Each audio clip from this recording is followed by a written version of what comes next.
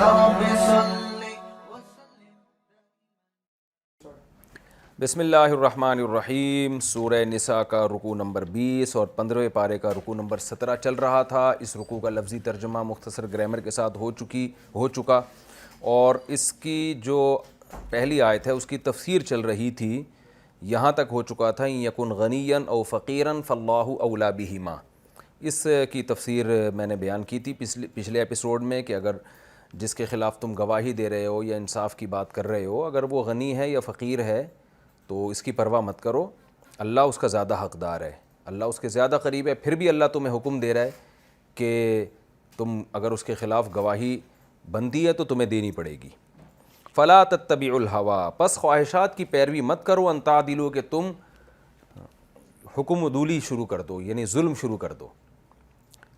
تو یہ بھی خواہشات کی پیروی ہے نا کہ آپ مالدار کی طرف آپ جا رہی ہے طبیعت اور آپ کو یہ لگ رہا ہے یہ بیچارہ رسوا ہو جائے گا, تو یہ بھی انسان کا دل اس پہ آمادہ نہیں ہوتا.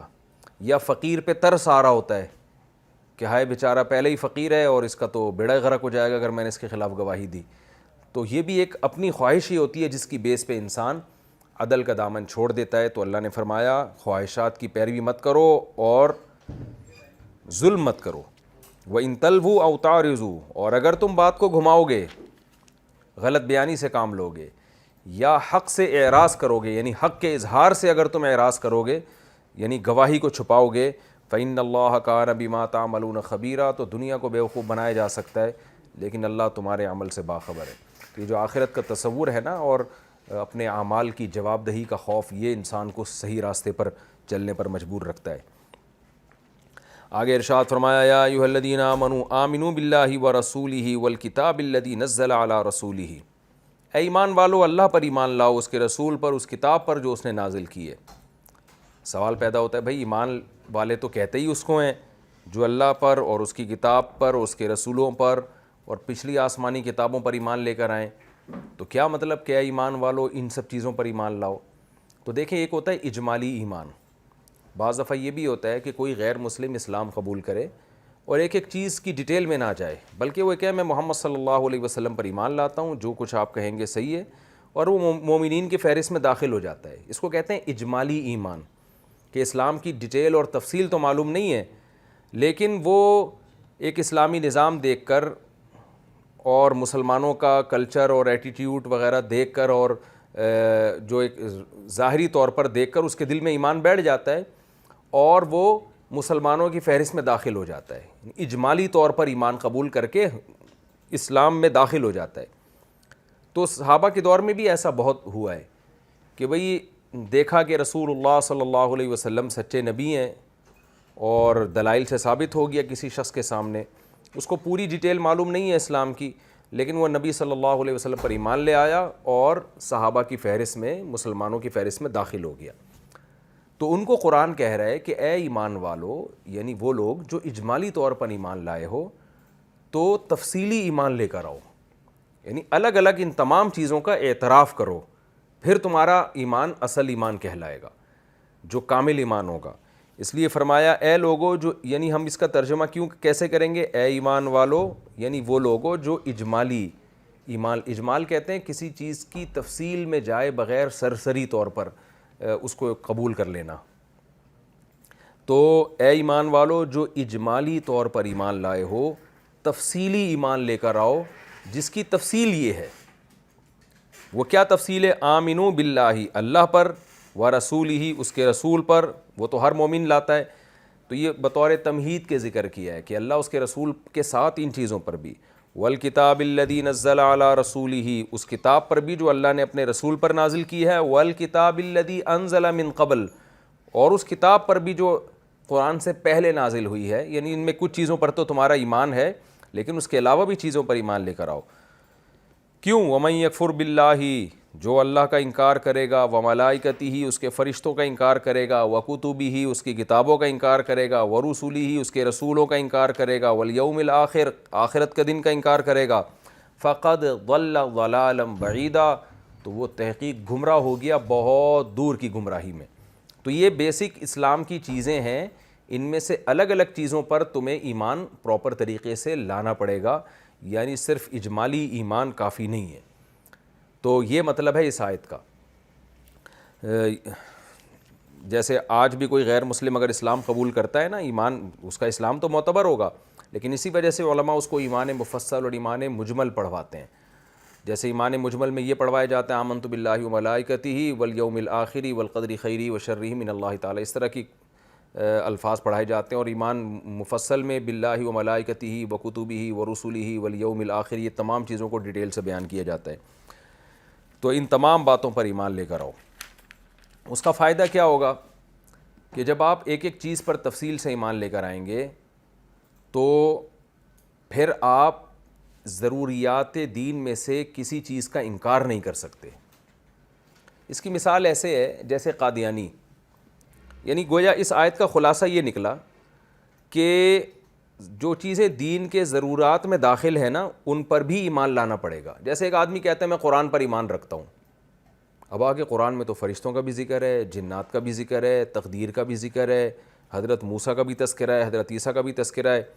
تو جب اس سے کہا جاتا ہے تم موسیٰ علیہ السلام کو اللہ کے نبی مانتے ہو، تو وہ اگر وہ کہہ دے کہ میں نہیں مانتا تو ظاہر ہے کافر ہو جائے گا. اس لیے کہ تم نے ایک طرف تو اقرار کیا میں قرآن کو مانتا ہوں، لیکن آگے تم موسیٰ علیہ السلام کی نبوت کا انکار کر رہے ہو. تو یہ ایسے ہی ہے جیسے قرآن کو آپ نہیں مانتے. تو ہم ایسے شخص کو کیا کہیں گے؟ بھائی جب وہ اسلام میں داخل ہوگا نا تو ہم ڈیٹیل سے اس کو ہم کہیں گے بھائی قرآن اور قرآن کے جتنے مضامین ہیں جن میں تمام پیغمبروں کا جو تذکرہ ہے وہ تمام پیغمبروں کی نبوت پر ایمان، تو یہ ڈیٹیل میں اس لیے لایا جاتا ہے کہ کل بعد میں بات کو گھمانا نہ شروع کر دے وہ. اس کی مثال ہے بالکل قادیانیوں کی، کہ قادیانی کہتے ہیں ہم اللہ پر بھی ایمان رکھتے ہیں، رسول پر بھی ایمان رکھتے ہیں، قرآن پر بھی ایمان رکھتے ہیں، آخرت پر بھی ایمان رکھتے ہیں، اور ہم 5 وقت نماز کے بھی قائل ہیں، رمضان میں تراویح کے بھی قائل ہیں، رمضان کے روزوں کو بھی قائل ہیں.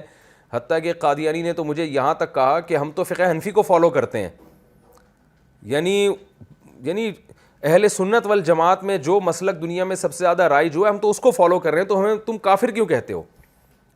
تو یہ کیوں، یہ نوبت کیوں آئی؟ اس لیے کہ قادیانی جب قادیانیت قبول کرتا ہے تو الگ الگ اسلام کے عقیدوں کو وہ ہائی لائٹ نہیں کرتا جس میں ختم نبوت کا بھی عقیدہ ہے. وہ یہ تو کہتا ہے میں ایمان لے آیا، میں اسلام لے آیا، میں قرآن کو مانتا ہوں، میں رسول کو مانتا ہوں. تو ایسے موقع پہ اس کو یہ بھی کہنا پڑے گا کہ قرآن کی ہر بات کو میں مانتا ہوں جس میں ختم نبوت کا عقیدہ بھی ہے. تو یہاں اللہ نے ختم نبوت کے عقیدے کو ذکر اس لیے نہیں کیا کہ اس زمانے میں تو اس کے انکار کا تصور ہی نہیں تھا. لیکن یہ جو قرآن کہہ رہا ہے کہ اللہ پر، فرشتوں پر، کتابوں پر، رسولوں پر، آخرت کے دن پر، تو یہ قرآن اصل میں قرآن ہی کے مضامین کو الگ الگ ہائی لائٹ کر رہا ہے کہ ان تمام چیزوں پر تمہیں ایمان لانا پڑے گا. تو اس سے اشارہ ملتا ہے کہ اس میں صرف یہ چیزیں نہیں ہیں بلکہ وہ تمام عقیدے جن کو قرآن اور سنت نے دو ٹوک اور واضح لفظوں میں بیان کر دیے، چاہے وہ حدیث متواتر سے ثابت ہوں چاہے وہ قرآن سے ثابت ہوں، جس میں ختم نبوت کا عقیدہ ہے. اسی طرح حیات عیسیٰ، کہ حضرت عیسیٰ علیہ السلام پر موت واقع نہیں ہوئی ہے، وہ زندہ آسمانوں پہ اٹھائے گئے ہیں اور قرب قیامت میں وہ نازل ہوں گے. یہ عقیدہ بھی قرآن و سنت نے بہت وضاحت سے بیان کر دی ہے، اس لیے یہ بھی امت کا اجماعی عقیدہ ہے. تو صرف اجمالی ایمان لے آنا یہ اس لیے کافی نہیں ہوگا کہ اگر آپ اس کے ساتھ تفصیلی ایمان نہیں لے کر آتے تو شیطان آپ کو بعد میں بہکا سکتے. دیکھیں مسلمان تو ہو جائے گا وہ، اگر کوئی غیر مسلم ہمارے پاس آ کے یہ کہتا ہے، اس کو ان عقیدوں کا علم نہیں ہے، وہ کوئی ہندو آ کے کہتا ہے میں اسلام قبول کرتا ہوں اور زیادہ ڈیٹیل میں نہیں جاتا وہ اور لا الہ الا اللہ کا اقرار کر لیتا ہے، تو ہم اس کو مسلمان ہی سمجھیں گے. تو ایسے لوگوں کو قرآن کیا کہے گا، ایسے غیر مسلموں کو، کہ تم اسلام میں تو داخل ہو گئے ہو لیکن ان تمام چیزوں پر ایمان تمہیں لانا پڑے گا. کیونکہ اس بات کا امکان موجود ہے کوئی غیر مسلم مسلمان ہو اور کہ میں ایمان لے آیا، میں اسلام قبول کرتا ہوں، تو ٹھیک ہے ہم اس کو مسلمان مانیں گے، لیکن کل وہ کہتا ہے کہ جی میں ختم نبوت کو نہیں مانتا، یہ میں فرشتوں کو نہیں مانتا. تو ہم اس سے کہیں گے نا کہ یار تم نے تو جب اسلام قبول کیا ہے تو فرشتے اور ختم نبوت تو اس میں خود بخود داخل ہیں. تو شیطان اس کو ورغلا سکتا ہے اور وہ یہ کہہ سکتا ہے، لفاظی کر سکتا ہے کہ میں نے جب اسلام قبول کیا تو اس میں میرے ذہن میں فرشتے اور آخرت کا مسئلہ تھا ہی نہیں، ختم نبوت کا مسئلہ تھا ہی نہیں. تو اس لیے ایسے موقع پہ ہم اسے کہیں گے کہ بھائی جب تم اسلام قبول کرو گے نا تو اس کی تمام تفصیلات کے ساتھ قبول کرو گے تو وہ معتبر ہوگا.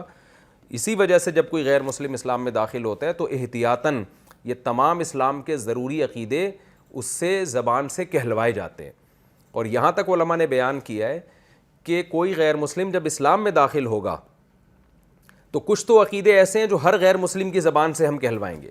کوئی بھی جب غیر مسلم مسلمان ہو رہا ہے تو ہم کیا کہیں گے بھائی؟ بولو آمنت باللہ، میں اللہ پر ایمان لایا، و ملائکتی، فرشتوں پر، و کتبہ، تمام آسمانی کتابوں پر، تمام پیغمبروں پر، والیوم الآخر، اور آخرت کے دن پر، اور تقدیر اچھی اور بری دونوں قسم کی تقدیریں اللہ کی طرف سے ہوتی ہیں، اور موت کے بعد کی زندگی پر۔ یہ تمام غیر مسلموں سے یہ اقرار کروایا جاتا ہے۔ اور کچھ اقرار ایسے ہیں جو اسپیسیفک خاص قسم کے غیر مسلموں سے، مثلا جب قادیانی اسلام قبول کرے گا تو ان عقیدوں کے اقرار کے ساتھ اس سے یہ بھی کہلوایا جائے گا کہ میں مرزا غلام احمد قادیانی کو جھوٹا اور کذاب اور دجال سمجھتا ہوں، اور جو بھی مرزا غلام احمد قادیانی کو نبی مانتا ہے میں اسے کافر سمجھتا ہوں۔ علماء کہتے ہیں جب کوئی قادیانی اسلام قبول کرے گا تو اس سے یہ بھی زبان سے کہلوایا جائے گا، اور یہ استدلال انہی آیتوں سے کیا ہے تاکہ وہ بعد میں بات کو گھما نہ سکے۔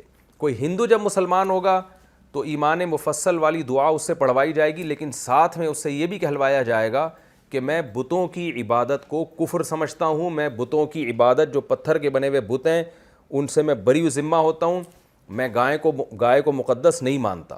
کوئی عیسائی اگر مسلمان ہوگا تو اس سے یہ ایمان مفصل پڑھوانے کے بعد یہ بھی اقرار کروایا جائے گا کہ میں اس بات کا اقرار کرتا ہوں کہ حضرت عیسیٰ ابن مریم اللہ کے بیٹے نہیں ہیں، اور حضرت مریم کے بطن سے اللہ نے عیسیٰ کو پیدا کیا بغیر باپ کے، یہ اللہ کی قدرت کی دلیل ہے، اور حضرت عیسیٰ ابن مریم نہ اللہ کا جزو ہیں نہ اللہ کے بیٹے ہیں۔ تو جو بھی غیر مسلم جب اسلام قبول کرے گا نا تو اس سے تفصیل میں ان عقیدوں کا اقرار کروایا جاتا ہے جس کے بارے میں یہ خطرہ ہے کہ کل کوئی یہ شیطان اس کو ورغلائے نہ، یا یہ کہیں ہمارے ساتھ دھوکہ نہ کر رہا ہوں۔ اور اسی وجہ سے علماء کہتے ہیں کہ آج جب کوئی غیر مسلم کلمہ پڑھے گا تو اس سے ختم نبوت کا اقرار بھی کروایا جائے گا، تاکہ اس کو یہ پتہ چل جائے کہ اسلام ختم نبوت کے عقیدے کے بغیر کامل نہیں ہوتا، بلکہ کامل کیا قبول ہی نہیں ہوتا۔ تو ختم نبوت کا اقرار بھی اس سے کروایا جائے گا، کیونکہ قادیانی اس میں پھر دھوکہ دے سکتے ہیں، مغالطہ کر سکتے ہیں۔ تو اس لیے اللہ نے فرمایا ایمان والو تم اللہ پر ایمان لے کر آؤ، اس کے رسولوں پر، اس کی کتاب پر، اور ان کتابوں پر جو پہلے نازل ہوئی ہیں، اور جو اللہ فرشتوں کا، کتابوں کا اور آخرت کا اور رسولوں کا انکار کرے گا وہ بہت بڑی گمراہی میں پڑ گیا۔ تو ان تمام چیزوں کے اقرار کے بعد کیا ہوگا کہ پھر آپ یعنی کفر کا راستہ آپ کے لیے بند ہو جائے گا، اور پھر آپ اللہ کو حقیقی معنوں میں فالو کریں گے، اور پھر اس کے تمام احکام کو فالو کرنا آپ کے لیے آسان ہو جائے گا، جو احکام اللہ تعالیٰ قرآن میں مختلف مقامات پر دیتے رہے ہیں۔ اور کچھ لوگ ایسے بھی تھے جو اس کے اگینسٹ چلتے تھے، اب اگلی آیت میں اس کا تذکرہ ہے، جو منافقین تھے، کیونکہ دیکھیں منافق کی ابھی پہلے جو آیتیں گزری ہیں ان آیتوں میں اللہ نے بیان کیا نا کہ حق کے ساتھ قائم رہو، چاہے تمہارے مفاد کے خلاف ہی کیوں نہ ہو، تمہارے والدین کے خلاف ہو، تمہارے رشتہ داروں کے خلاف ہو، تم نے حق پر قائم رہنا ہے۔ تو جن میں منافقت ہوتی ہے وہ حق پر قائم نہیں رہتے، وہ ہمیشہ اپنے مفاد کو دیکھتے ہیں۔ تو اب ان مفاد پرستوں کا اللہ تعالیٰ تذکرہ فرما رہے ہیں کہ کچھ لوگ معاشرے میں ایسے ہوتے ہیں جو مفاد پرست ہوتے ہیں، جہاں ان کو فائدہ نظر آئے وہاں وہ لڑکتے ہیں، تو ان کا تذکرہ اب اللہ تعالیٰ کر رہے ہیں کہ اور میں نے آپ کو بتایا نا کہ قرآن کا مزاج کیا ہے، قرآن یا تو سب سے اچھے لوگوں کا ذکر کرتا ہے یا سب سے برے لوگوں کا، یعنی جب اچھائی کا ذکر کرتا ہے تو وہ ان اچھے لوگوں کا جو اچھائی کی انتہا کو پہنچے ہوئے ہیں، جب برائی کا تذکرہ کرتا ہے تو وہ برے جو برائی میں انتہا کو پہنچے ہوئے ہیں۔ تو قرآن نے پہلے انصاف پسندی کا حکم دیا، اب ان انتہا پہ پہنچے ہوئے برے لوگوں کا ذکر کیا جو اپنے مفاد میں حق کا راستہ چھوڑتے ہیں، اور حق بھی وہ جو 2 اور 2 4 کی طرح ہے، اور اس میں وہ بہت بڑے جرم کے مرتکب ہوتے ہیں۔ دیکھیں آپ چند ٹکوں کی خاطر ظالم کا ساتھ دے دیں یہ بھی برا ہے، لیکن آپ چند ٹکوں کی خاطر اسلام سے پیچھے ہٹ جائیں، خدا کے دین کو چھوڑ دیں، یہ تو بہت ہی برا ہے نا۔ تو یہی کام منافقین کرتے تھے، اور پھر ایک دفعہ نہیں کرتے تھے، بار بار کرتے تھے۔ تو قرآن نے اس کا تذکرہ کیا کہ منافقین کیا کرتے تھے نبی کے دور میں، ادھر اسلام قبول کیا کیونکہ یہاں فائدہ نظر آ رہا ہے، تھوڑے دنوں میں فائدہ نظر آیا کفر میں، وہاں لڑک گئے، یعنی دین کے ساتھ کھیل رہے ہیں۔ پھر فائدہ نظر آیا اسلام میں تو دوبارہ ادھر کو آ گئے، پھر فائدہ نظر آیا کفر میں تو دوبارہ، یعنی ایک دفعہ نہیں، یہ عمل بار بار ہو رہا ہے، اور بالآخر اس جرم کی یہ سزا ان کو ملتی تھی کہ اللہ کہتے ہیں اللہ ان کے دلوں پر پھر مہر لگا دیتا تھا، اور پھر جب یہ کفر کی طرف جاتے اللہ ان کو واپس آنے کی توفیق نہیں دیتا، اور اسی کفر میں ان کی موت واقع ہو جاتی۔ تو آپ سوچیں کہ جو اپنے دین کو بیچ رہا ہو اپنے مفاد کی خاطر، وہ بھلا اپنے مفاد پہ جب زد پڑے گی تو انصاف پر کہاں قائم رہے گا، وہ سیدھی گواہی کہاں دے گا؟ تو ان لوگوں کا اللہ نے تذکرہ کیا، ان الذین آمنوا، وہ لوگ جو ایمان لائے، ثم کفروا، پھر دوبارہ کافر ہو گئے، ثم آمنوا، پھر ایمان لے آئے، ثم کفروا، پھر دوبارہ کافر ہو گئے، ثم ازدادوا کفرا، پھر کفر میں بڑھتے چلے گئے وہ. یعنی یہ کیونکہ نبی کے دور میں ایسے چند لوگوں نے کیا تھا اس لیے ان کا تذکرہ ہو رہا ہے. لم یکن اللہ لیغفر لہم، اللہ ایسا ہے ہی نہیں کہ ان کی مغفرت کر دے، ولا لیہدیہم سبیلا، اور اللہ ایسا ہے ہی نہیں کہ ان کو سیدھا راستہ دکھا دے. یعنی اتنے بڑے بڑے جرائم کرنے کے بعد پھر اللہ کی طرف سے یہ سزا ملتی ہے کہ اللہ پھر ان کو سیدھا راستہ دکھاتا ہی نہیں ہے. اس میں ظاہر ہے اللہ کا قصور نہیں ہے، بلکہ انہی کا قصور ہے کہ گناہ کر کر کے اپنے دل کو سیاہ کر چکے ہوتے ہیں اور اللہ کی طرف سے ان کے دلوں پر مہر لگ چکی ہوتی ہے. اب ان کو ہدایت، یہ چاہتے بھی ہیں تو ہدایت کا راستہ نہیں ملتا. یعنی یہ سزا کے طور پر ایسا ہوتا ہے کہ اب ان میں گویا چاہت ہی ختم ہو جاتی ہے، یہ حق اور باطل کو پہچاننے کی صلاحیت ہی ختم ہو جاتی ہے. تو ایسے لوگ بھی ہیں. اور اللہ نے پھر ایسے لوگوں کے بارے میں نبی کو حکم دیا کہ اے نبی، بشر المنافقین، ایسے منافقوں کو آپ خوشخبری سنا دیں، بِأَنَّ لَهُمْ عَذَابًا أَلِيمًا، کہ ان کے لیے دردناک عذاب ہے. خوشخبری کا ذکر اس لیے کہ ایسے منافقین یہ سب کام اس لیے کر رہے ہوتے ہیں تاکہ ہمیں فائدہ ہو، اور فائدے کی چیز خوشخبری کے طور پہ بیان کی جاتی ہے. تو بتایا جا رہا ہے کہ ان کو خوشخبری سنا دیں کہ تم جو چاہتے ہو نا کہ ہمیں خوشخبریاں سنائی جائیں، تو وہ خوشخبری تمہیں مل رہی ہے، لیکن خوشخبری اس چیز کی نہیں جو تم چاہ رہے ہو، بلکہ دردناک عذاب کی خوشخبری. الذین یتخذون الکافرین اولیاء من دون المؤمنین، یہ وہ لوگ ہیں جو مومنین کو چھوڑ کر کافروں کو دوست بناتے ہیں. یعنی یہ انصاف پہ قائم نہیں رہتے. اللہ نے حکم دیا نا رکوع کے شروع میں، ایمان والو انصاف پر قائم رہو، تو اسلام بھی تو ایک انصاف کی بات ہے نا. تو یہ کیا کرتے ہیں، یہ مومنین کو چھوڑ کر کافروں کو دوست بنا لیتے ہیں، انصاف پر قائم نہیں رہتے، مفاد کافروں پہ نظر آتے ہیں تو ان کو دوست بناتے ہیں. ایبتغون عندہم العزہ، اللہ فرماتے ہیں کیا ان کے پاس تم عزت کی تلاش میں جاتے ہو کہ ہمیں وہاں عزت ملے گی، کافروں کا غلبہ ہے. فإن العزة للہ جمیعا، تو عزت تو صرف اللہ کے لیے، یعنی اللہ مالک ہے عزت کا، وہ جس کو چاہے عزت دے. تو تم عزت کی خاطر اگر کافر سے دوستی لگاتے ہو تو یہ تمہاری خوش فہمی ہے. عزت اللہ کے ہاتھ میں ہے، اس کو راضی کرو گے تو وہ عزت دے گا تمہیں، اور اس کو راضی نہیں کرو گے تو یہ عزت پائیدار نہیں ہے. جو جس چیز کا مالک ہوتا ہے اس سے وہ چیز حاصل کی جاتی ہے، اس کو ناراض کر کے اگر وہ چیز حاصل کرنے کی کوشش کی جائے تو وہ کبھی بھی پائیدار نہیں ہوتی. تو یہاں اللہ تعالیٰ نے مومنین کو چھوڑ کر کافروں سے دوستی لگانے سے منع کیا ہے. تو اس دوستی سے وہ دوستی مراد ہے جس میں مومنین کے مفاد پہ زد پڑتی ہو.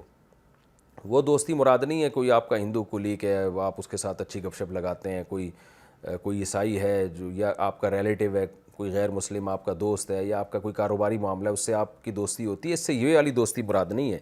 اس سے وہ دوستی ہے جو منافقین لگایا کرتے تھے کہ جنگیں ہو رہی ہیں تو ظاہر ہے اس میں آپ کو مسلمانوں کا ساتھ دینا ہے، اور آپ کیا کر رہے ہیں اس میں کافروں کے ساتھ دوستیاں بڑھا رہے ہیں، ان کے مفاد میں کام کر رہے ہیں.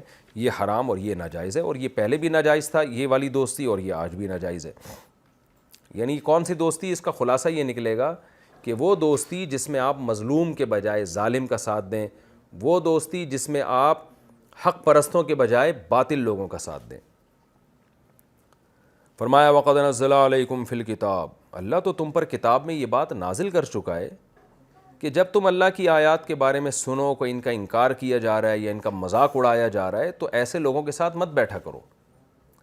یعنی اللہ فرماتے ہیں ہم تو پہلے یہ بات تمہیں بتا چکے ہیں. سورہ انعام میں اللہ نے فرمایا وَإِذَا رَأَيْتَ الَّذِينَ يَخُوضُونَ فِي آيَاتِنَا، سورہ یعنی مکی آیت ہے یہ، سورہ انعام کی، مکہ میں نازل ہوئی، اور یہ جو سورت ہم پڑھ رہے ہیں یہ مدینہ کی ہے.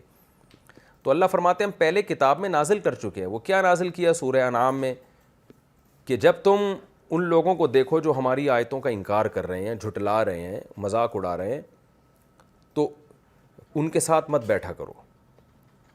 اذا رأيت الذين يخوضون في آياتنا فاعرض عنهم حتى يخوضوا في حديث غيره، جب تک کہ وہ کسی اور بات میں مشغول نہ ہو جائیں. تو یہ حکم پہلے نازل ہو چکا ہے. تو اللہ منافقین کو بتا رہے ہیں کہ تم ظاہری طور پر جب اسلام کا دعویٰ کرتے ہو تو قرآن کی ان سری آیتوں کا کیسے انکار کرتے ہو؟ انکار کا مطلب ان پر عمل کیوں نہیں کرتے؟ تم جب کافروں کے ساتھ جا کے بیٹھتے ہو، وہ تو اسلام کا مذاق اڑاتے ہیں، ان کی محفلوں میں نبی کا مذاق اڑایا جاتا ہے، ان کی محفلوں میں یہ بتایا جاتا ہے کہ اسلام غلط مذہب ہے، اور تم لوگوں کو پتہ بھی ہے اور تم وہاں چپ کر کے بیٹھے رہتے ہو. تو اللہ نے کہا ہے کہ ایسے موقع پہ ان کے ساتھ مت بیٹھو.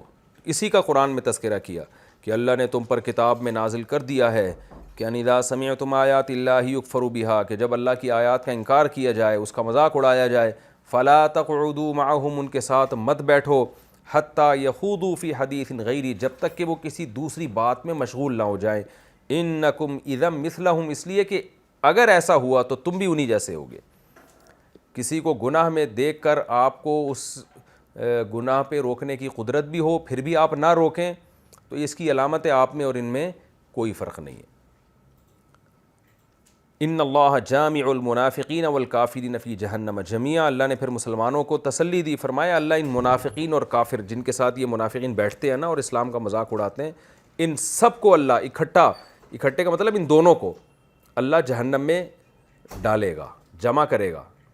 جمع کرنے کا مطلب دخول میں دونوں جمع ہوں گے، جہنم میں داخل ہونے میں. یہ نہیں کہ درجات ایک جیسے، درجات تو ظاہر ہے قرآن میں آتا ہے کہ منافقین نچلی جہنم میں ہوں گے، کافر اوپر کی جہنم میں ہوں گے، یعنی منافقین کو کافروں سے زیادہ عذاب دیا جائے گا. تو اس آیت سے پتہ چلتا ہے کہ کسی بھی محفل میں جہاں دین کا مذاق اڑایا جا رہا ہو، شریعت کا مذاق اڑایا جا رہا ہو، یا اللہ کی کھلے عام نافرمانی کی جا رہی ہو، یعنی مذاق کبھی عمل سے اڑایا جاتا ہے، کبھی قول سے. عمل سے بھی مذاق اڑایا جاتا ہے، کھلے عام شریعت کی دھجیاں اڑائی جا رہی ہیں شرعی احکام کی، جیسے ناچ گانے کی محفلیں، ڈانس کی محفلیں، شراب کباب چل رہی ہے، اس میں مس گیدرنگ میں ایک بے حیائی کا ایک طوفان بدتمیزی ہے. تو یہ زبان سے تو نہیں لیکن عمل سے مذاق اڑایا جا رہا ہے. تو ایسی محفل میں بھی علماء نے اسی آیت سے استدلال کیا ہے کہ کسی کے لیے بیٹھنا جائز نہیں ہے.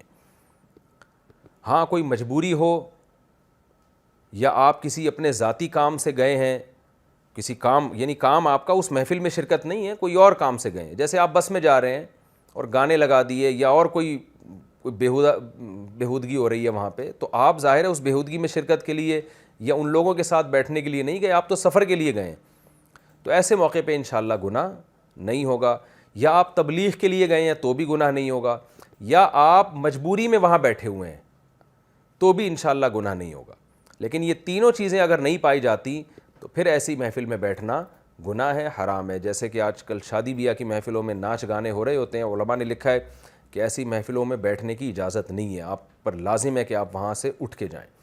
تو البتہ کوئی ایسی جگہوں پہ جہاں گناہ تو ہو رہا ہے لیکن آپ اس لیے جا رہے ہیں کہ وہاں آپ اس پہ بات کریں یا دینی کوئی پیغام لوگوں کو دیں، تو وہ شرعاً پھر جائز، نہ صرف جائز ہے بلکہ ثواب ہے. تو اس میں یہ نہیں کہیں گے کہ یہ گناہ کی محفل میں گناہ میں شریک ہے لوگوں کے ساتھ، بلکہ بھئی یہ تو خیر کو پھیلانے کے لیے گیا ہے وہاں پہ.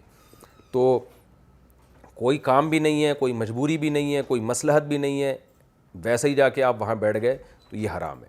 تو شادی بیاہ اور ولیمہ ان میں اگر گناہ کی محفل ہے تو بیٹھنا جائز نہیں ہے. لوگ ایسے موقع پہ کہتے ہیں کہ اگر ہم نہیں بیٹھیں گے تو رشتہ داری ٹوٹے گی، تو ہم ایک اچھے کام کے لیے جا رہے ہیں رشتہ داری جوڑنے کے لیے. تو یہ عذر گناہ بدتر از گناہ. رشتہ داری اتنی جوڑنا جائز ہے جتنی شریعت نے آپ کو اجازت دی ہے. جب آپ کا رشتہ دار فی نفسہ ہی تو یہ مسئلہ درست ہے کہ رشتہ داری توڑنا کبیرہ گناہ ہے، لیکن یہاں توڑنے کی نسبت آپ کی طرف نہیں ہوگی بلکہ اس رشتہ دار کی طرف ہوگی جس نے اپنی محفل میں گناہ کا انتظام کیا ہے اور آپ کو شریک ہونے سے اس نے روک لیا. اس کی میں آسان لفظوں میں سمجھاتا ہوں اس کو.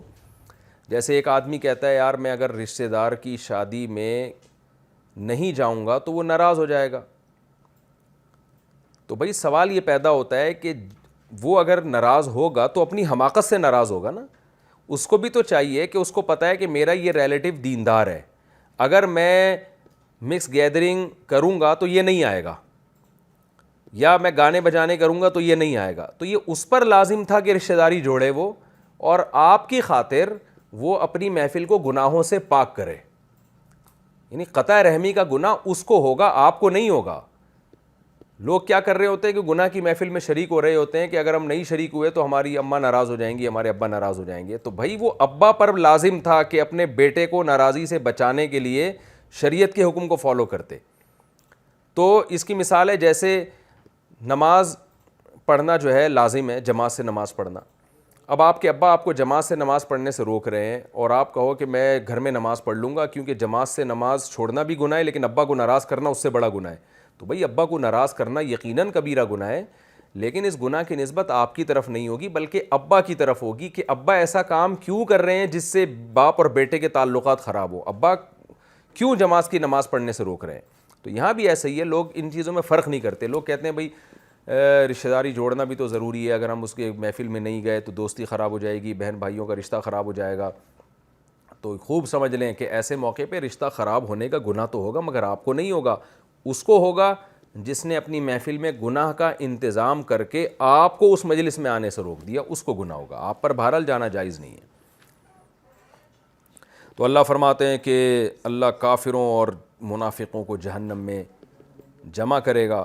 الذین یتربصون بکم، پھر ان منافقین کی ایک اور خصلت بیان کی کہ اتنے مفاد پرست ہیں، اتنے مفاد پرست ہیں. پہلے بتایا نا کہ مفاد پرستی میں حق کا ساتھ نہ چھوڑو، اسی کے واقعات چل رہے ہیں اسی کے ضمن میں کہ کچھ لوگ ایسے بھی ہوتے ہیں، ایسے مفاد پرست ہوتے ہیں جو تمہارے انتظار میں لگے رہتے ہیں. یعنی تمہیں جنگ ہوتی ہے تو دیکھتے ہیں کہ پلڑا کدھر کو بھاری ہو رہا ہے، جو جیتے گا ہم اس کا ساتھ دیں گے. جبکہ حق پرست کیا کرتے ہیں؟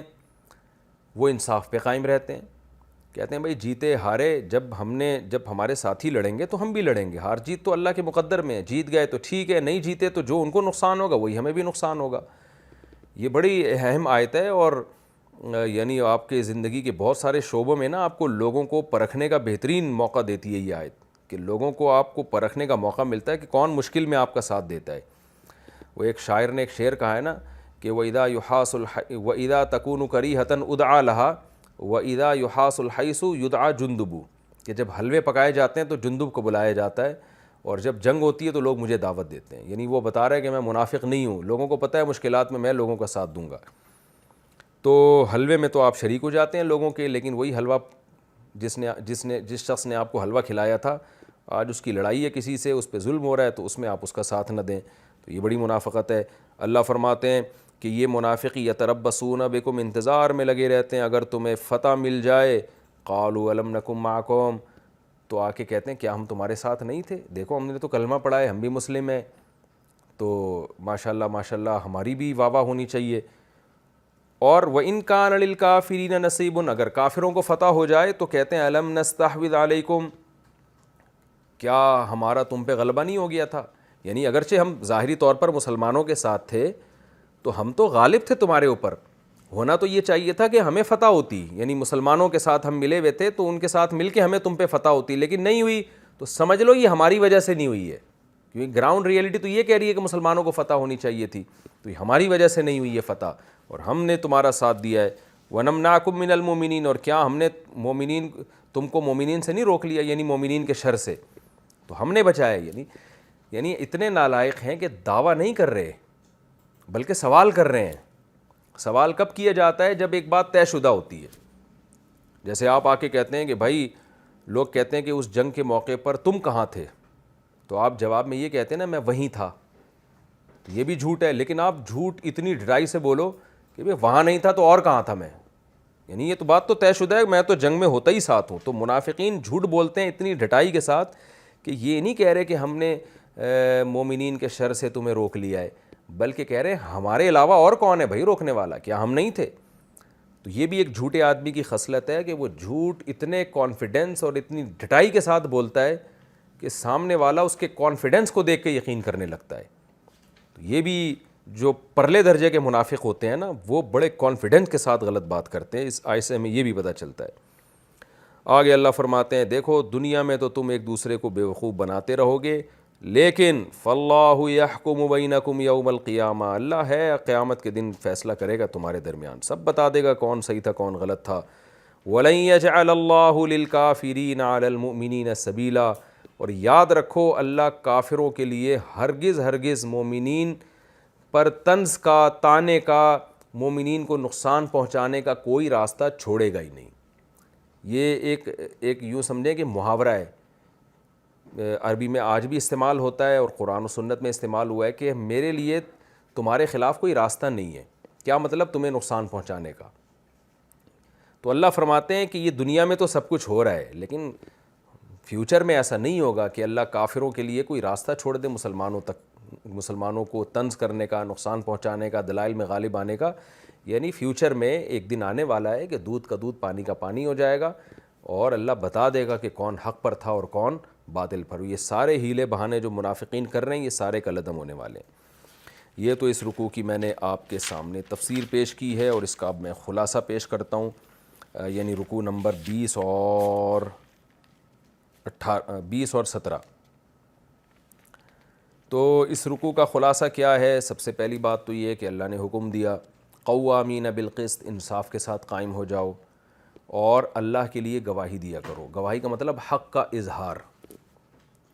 تو بعض دفعہ حق کا اظہار کرنا پڑتا ہے. آپ کے چپ بیٹھنے سے کسی مظلوم پہ ظلم ہو رہا ہوتا ہے، تو اس میں ہمیں زندگی کے ہر شعبے میں ہمیں رہنمائی ملتی ہے، خاندانی سطح پہ ہو، ملکی سطح پہ ہو، کہیں بھی ہو. آپ دیکھ رہے ہیں کسی کے خلاف کسی نے بیان داغا ہے اور آپ کو پتہ ہے اس نے بددیانتی کی ہے، غلط بیانی سے کام لیا، تو آپ کی ذمہ داری ہے کہ آپ کے پاس اگر ٹھوس ثبوت ہے اس مظلوم کے حق پر ہونے کے تو آپ اس کو ظاہر کر دیں لوگوں کے سامنے.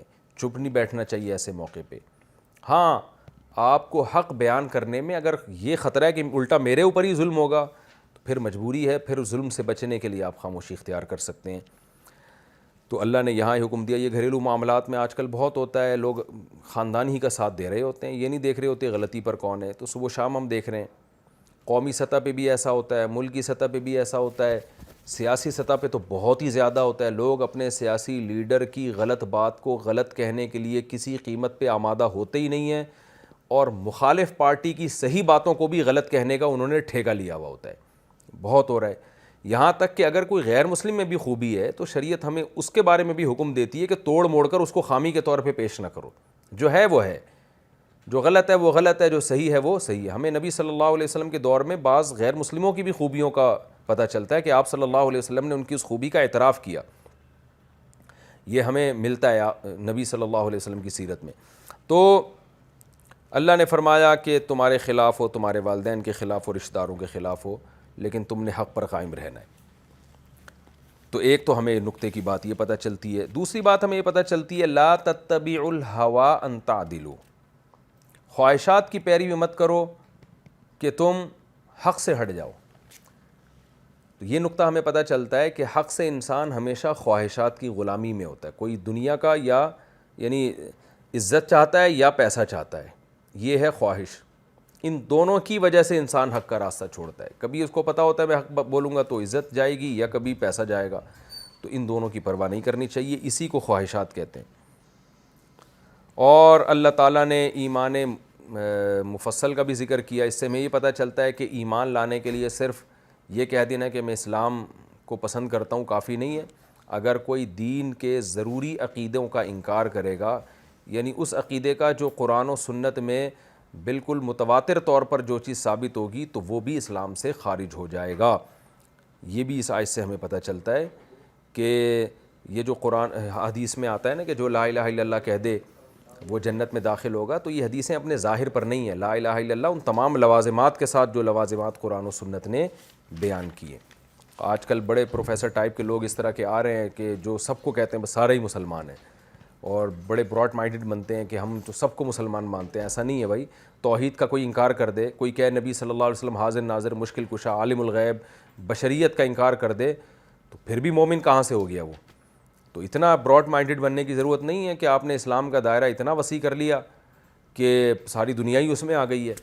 اور اتنا تنگ نظر بننے کی بھی ضرورت نہیں ہے کہ اتنا دائرہ آپ نے گھسیٹ لیا کہ 4-6 آدمیوں کے علاوہ کوئی جنت میں ہی نہیں جا رہا. تو یہ دونوں طریقے غلط ہیں. اور اس میں یہ بھی بتایا ہے کہ اس آیت میں ان الذین آمنوا ثم کفروا ثم آمنوا ثم کفروا، اس آیت سے بھی پتہ چلتا ہے کہ جب کوئی گناہ انسان بار بار کر رہا ہوتا ہے نا، تو پھر اس میں ہدایت کی توفیق ہی ختم ہو جاتی ہے. یہاں تو اللہ نے کفر کے گناہ کا ذکر کیا کہ جو ایمان لاتے ہیں پھر کافر ہو کے، پھر ایمان لا کے پھر کافر ہو گئے. تو ذکر تو کفر کا کیا ہے، لیکن مراد ہر گناہ ہے کہ جب بھی آپ ایک گناہ بار بار کرتے ہو تو توبہ سے تو گناہ یقیناً معاف ہوتا ہے، اللہ کا وعدہ ہے، چاہے 100 بار گناہ کیا ہو. لیکن گناہ کی خاصیت یہ ہے کہ توبہ کی توفیق ختم ہوتی ہے اس سے. اکثر ہم نے لوگ دیکھے ہیں کہ بار بار جب گناہ کرتے ہیں پھر وہ توبہ بھی چھوڑ دیتے ہیں، پھر وہ گناہ کے اندر مست ہو جاتے ہیں اور بالآخر اسی گناہ میں موت واقع ہوتی ہے. اللہ ہم سب کو اس عذاب اور اس برے خاتمے سے بچائے. لیکن اس آیت سے بہرحال پتہ چلتا ہے کہ بار بار توبہ توڑنے سے نقصان بہت ہوتا ہے. ہاں بار بار گناہ ہو جائے حکم تو پھر بھی توبہ کا دیا جائے گا, لیکن بار بار گناہ کا نقصان بہرحال ہوتا ہے. ایک صاحب نے توبہ کی شراب سے, پھر گناہ ہو گیا, پھر توبہ کی, پھر گناہ ہو گیا, پھر توبہ کی, پھر گناہ ہو گیا. تو ایک دن میرے پاس آئے, میں نے کہا بھائی دوبارہ توبہ کرو. تو مجھے کہنے لگے یار اب بار بار توبہ کرتے ہوئے شرم آتی ہے, اللہ سے میں وعدہ کرتا ہوں اب نہیں پیوں گا, پھر پی لیتا ہوں. تو میں نے کسی بڑے عالم کو یہ بات بتائی کہ یہ کہہ رہے بار بار توبہ کرتے ہوئے مجھے شرم آتی ہے. انہوں نے کہا کہ اس سے بولو بار بار توبہ توڑتے ہوئے شرم آنی چاہیے, توبہ کرتے ہوئے شرم نہیں آنی چاہیے. یہ اس آیت کا مفہوم ہے کہ آپ جب بار بار توبہ توڑتے ہیں نا اس کا نقصان ہوتا ہے, توبہ کرنے کا نقصان نہیں ہوتا. تو یہ بھی شیطان آپ کو پٹیاں پڑھا دیتا ہے کہ بار بار توبہ کر رہا ہوں, کیا فائدہ ایسی توبہ کا. نہ توبہ کرتے ہوئے تو بالکل نہیں ہچکچانا چاہیے. ہاں بار بار توبہ توڑتے ہوئے انسان کو اللہ کے عذاب سے ڈرنا چاہیے, کیونکہ اس سے دل پہ مہر لگتی ہے. اس میں ہمیں یہ بھی پتہ چلا کہ منافق کی جو سزا ہے اسلام میں وہ کافر سے بھی زیادہ ہے. تو منافقت اتنی بری چیز ہے. تو آج ہمارے یہاں بہت زیادہ منافقت ہے, سامنے کچھ ہیں پیٹھ پیچھے کچھ ہیں, تو یہ سب چل رہا ہے ہمارے یہاں. تو یہ منافقت کی صفت ہی اللہ کو بہت زیادہ ناپسند ہے. انسان کردار میں ایک نمبر ہونا چاہیے. اور اس میں ہمیں یہ بھی پتہ چلا کہ تسلی کی بات بھی ہے, اور یہ بھی ہمیں پتہ چلا کہ گناہ کی محفل میں شرکت بھی جائز نہیں ہے. اگر ہم وہاں اس گناہ کو روک نہیں سکتے تو اٹھ کے ہم اس مجلس سے چلے جائیں. یہ بھی ہمیں اس آیت سے پتہ چلتا ہے. اور ہمیں یہ بھی پتہ چلا کہ ایک دن آئے گا کہ اللہ حق اور باطل کو واضح کر دے گا, لہذا جو باطل پرست لوگ ہیں نا ان کے طعنے, ان کی تشنیع جیسے آج کرتے ہیں دینداروں پر, کوئی کام ہی نہیں کرنے دیتے, ہر چیز میں عیب تلاش کرتے ہیں. تو اللہ نے بتا دیا وَلَن يَجْعَلَ اللَّهُ لِلْكَافِرِينَ عَلَى الْمُؤْمِنِينَ سَبِيلًا, ایک وقت آنے والا ہے کہ کافر کو مومن پر طنز کرنے کا کوئی راستہ اللہ چھوڑے گا ہی نہیں. تو حق پرستوں کے لیے اس میں خوشخبری ہے کہ بھئی یہ دنیا کی ٹینشنیں ہیں, ایک وقت آنے والا ہے کہ حق اتنا واضح ہو جائے گا کہ فتح بالآخر آپ ہی کی ہوگی. تو یہ رکوع ہمارا کمپلیٹ ہوا. انشاءاللہ اگلے ایپیسوڈ میں سورہ نساء کا رکوع نمبر 21 اور پانچویں پارے کا رکوع نمبر 16 آپ کے سامنے انشاءاللہ میں شروع کروں گا. اللہ تعالیٰ سمجھنے کی, عمل کرنے کی توفیق عطا فرمائے. وما علینا الا البلاغ.